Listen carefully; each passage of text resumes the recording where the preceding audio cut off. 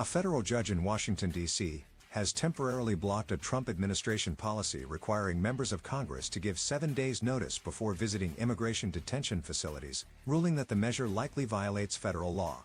U.S. District Judge Gia M. Cobb granted a temporary restraining order halting enforcement of the policy, finding it likely violates an appropriations restriction and the Administrative Procedure Act.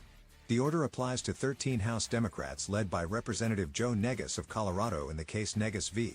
U.S. Immigration and Customs Enforcement. Cobb wrote that lawmakers demonstrated a strong likelihood of success on their claim that a Department of Homeland Security memorandum, signed by Secretary Kristi Noem, improperly reinstated the 7-day notice rule using funds subject to Section 527.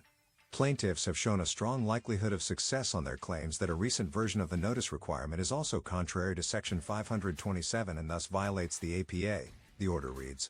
Section 527 of the Further Consolidated Appropriations Act prohibits DHS from using appropriated funds to prevent members of Congress from entering immigration detention facilities to conduct oversight.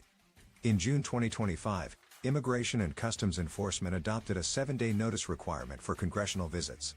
Cobb ruled that the policy likely exceeded DHS authority and stayed its enforcement.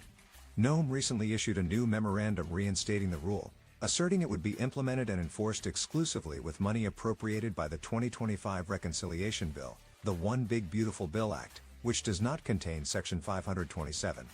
Cobb rejected the administration's argument that it could rely on a different funding source, writing that funds used to develop and enforce the policy are properly considered funds used to prevent entry as contemplated by Section 527. The court also cited language in the memo directing officials to ensure appropriate funding for the promulgation of this policy, suggesting future steps would still implicate restricted funds. The temporary restraining order preserves the status quo while the court considers a request to stay the January 8 policy under federal law.